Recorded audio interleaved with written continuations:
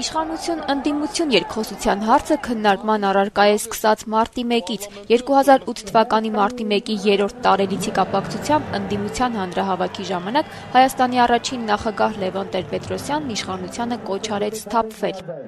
Այսօրվանից Հայ ազգային կոնգրեսի հանրահավաքները ընթացիկ քաղաքական ակցիաներից վերածվում են հասարակության ինքնակառավարման յուրատեսակ ֆորումի օժտված որոշումներ կայացնելու եւ դրանք գործադրելու լիակատար իրավասության։ Երկխոսություն սկսելու պայմանները 3-ն էին։ Մարտի 1-ի բացահայտման վերաբերյալ պաշտոնական հավաստիացում, բանտարկված ընդդիմադիրների ազատ արձակում եւ Ազատության հրապարակում հանրահավաքների հնարավորության վերականգնում։ Ընդդիմությունը զգուշացնում էր, որ պահանջների կատարման պարագայում իշխանության հետ կսկսի երկխոսություն, օրակարգում բացառապես ունենալով նախագահի եւ խորհրդարանի արտահերթ ընտրություններ անցկացնելու հարցը։ Իշխանության ներկայացուցիչները հայտարարում էին, թե կոալիցիան բաց է երկխոսության համար, բայց միևնույն ժամանակ տեղեկացնում, թե իշխանությունը չի ընդունում վերջնագրերի լեզուն։ Ապրիլի 8-ին Տեր-Պետրոսյանը հայտարարեց, որ եթե իշխանությունը չկատարի 3 պահանջները, ապա Հայ ազգային կոնգրեսը սպառված համարելով երկխոսության հնարավորությունը հարկադրված է լինելու կտրուկ փոխել իր մարտավարությունն ու գործողությունների բնույթը։ Մենք դեռևս հակված չենք իշխանության հետ վերջնագրի լեզվով խոսելու, բայց ժողովրդի համբերությունն էլ չափ ու սահման ունի։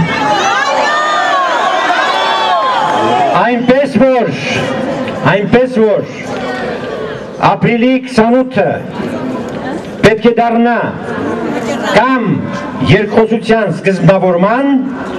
կամ էլ իշխանության ու հասարակության վերջնական ջրբաժանի օրը։ Ընդդիմությունն անցած ամիսներին զերծ մնաց ջրբաժանից, բայց դրա հնարավորության մասին հիշեցնելուց չհրաժարվեց։ Ապրիլի 27-ին էր Սերժ Սարգսյանը հանդես եկել ներքաղաքական իրավիճակի լիցքաթափման պատրաստակամությամբ։ Պատրաստ ենք լիցքաթափման քայլեր կատարելու եւ ես արդեն հանձնարարել եմ արդարադատության նախարարին տալ առաջարկություններ։ Երբ արդեն բանտերից ազատվել էին ընդդիմադիրները, հանրահավաքներն անցկացվում էին Ազատության հրապարակում եւ մարտի 1-ի բացահայտման վերաբերյալ պաշտոնական հավաստիացումն էլ կար, ընդդիմությունը մայիսի 31-ին հայտարարեց, որ պատրաստ է իշխանության հետ ֆորմալ, այսինքն պատվիրակությունների մակարդակով երկխոսություն սկսել։ Իշխանության արձագանքը հետևեց 1 օրից։ Ազգային ժողովի նախագահ Հովիկ Աբրահամյանը հայտարարեց, թե Հայաստանի նախագահը կգնա Հայ ազգային կոնգրեսի հետ երկխոսություն սկսելու քայլին եւ կկազմակերպի այն։ Երկխոսությունը փաստացի սկսվեց հուլիսի 18-ին։ Հանրային խորհրդում հանդիպեցին իշխող կոալիցիայի եւ ընդդիմադիր Հայ ազգային կոնգրեսի պատվիրակությունների ներկայացուցիչները։ Արդեն երկրորդ հանդիպմանն ընդդիմադիրներն առաջ քաշեցին լեգիտիմ իշխանության շուտափույթ ձևավորման նպատակով արտահերթ նախագահական եւ խորհրդարանական ընտրությունների հարցը, իսկ իշխանությունը նախընտրեց ընտրությունների պատշաճ անցկացման նպատակով քաղաքակիրթ մրցակցության կանոնների ձևավորման խնդիրը։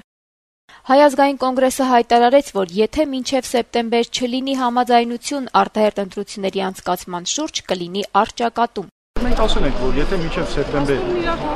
որևէ արդյունք չլինի, մենք կհամարենք երկխոսության հնարավորությունները սպառված։ Ընդդիմադիրների պնդումներին զուգահեռ իշխանությունը հայտարարում էր, թե ոչ քաղաքական, ոչ տնտեսական, ոչ էլ սոցիալական որևէ հիմք չկա արտահերթ ընտրությունների անցկացման համար։ Կարծում եմ, իհարկե, ռետորիկական տեսանկյունից միգուցե գեղեցիկ հնարավոր գործել պարոն Սուրեդյան, բնականաբար հակառակն է, մեր կարծիքով մենք այս պահին չենք տեսնում, որ հակի որևէ մի հիմնավորում է արտահերթ ընտրությունները։ Իշխանության եւ ընդդիմության հարաբերությունները փոխվեցին օգոստոսի 9-ին Կարապի լճի մոտ Հայ ազգային կոնգրեսի երիտասարդական թևի 7 ակտիվիստների եւ ոստիկանների մասնակցությամբ միջադեպից հետո ընդդիմությունը ի վերջո օգոստոսի 26-ին իշխանության հետ նախատեսված հանդիպմանը չեկավ։ Տարօրինակ է ճիշտ ասած, նախ-առաջ որևէ հիմնավորումներ չբերվեցին։ Երկրորդը կարծում եմ մինչ այս ձևավորված մեր աշխատանքային հարաբերությունները ամենևին այնպիսին չէին, որ պետք է ներկայանա 1 հոգի կամ եթե պատվիրակությունը եթե չի գալու, ապա դրա մասին հնարավորություն չուներ մեզ հայտնելու։ Սա կարծում եմ ինչ որ քաղաքական դեմարշ է, շատ ցավում եմ այս դեմարշի համար, կարծում եմ որ նաև նա էթիկայից դուրս է, մենք մինչև հիմա երբևէ մեզ թույլ չենք տվել այդպես պահել։ Իրեք ինչ է, սա մի արդեն շախմատ է, որում հակառակորդը ներքևից, սեղանի ներքևից ոտքերով հարվածում է։ Նման շախմատ մենք խաղացողը չենք։ Իսկ էթիկայի մասին թող չխոսի այն իշխանությունը, որը ամեն քայլափոխին զբաղվում է ժողովրդավարական ազատությունների խախտումներով, մարդու իրավունքների ոտնահարմամբ եւ կատարում այլև այլ հանցագործություններ։ 10 օր առաջ խորհրդարանի խոսնակ Հովիկ Աբրահամյանն անարդար եւ անհիմն որակեց իշխող կոալիցիայի հետ երկխոսությունն արկախելու վերաբերյալ ընդդիմության որոշումը։ Փորձեմ հիմնավորել ինչու։ Որովհետեւ ինչ կապ ունի Տիգրան Առաքելյանը երկխոսության հետ։ Կարող է երկխոսության ժամանակ կամ մինչև սկսվել է եղել է նախապայման, որ որևէ մեկ եթե հանցագործություն անի, մենք պետք է անպայման իրեն բաց թողնենք։ Ես կարծում եմ դա այլ դաշտի խնդիր է, իրավական խնդիր է եւ իրավապահ մարմինները թող այդ հարցը լուծեն։ Սեպտեմբերի 9-ի հանրահավաքի ժամանակ Լևոն Տեր-Պետրոսյանը հայտարարել էր. Մոտակա օրերին Առաքելյանի ազատ արձակման դեպքում մենք պատրաստ ենք վերադառնալ բանակցությունների սեղանին։ Հակառակ պարագայում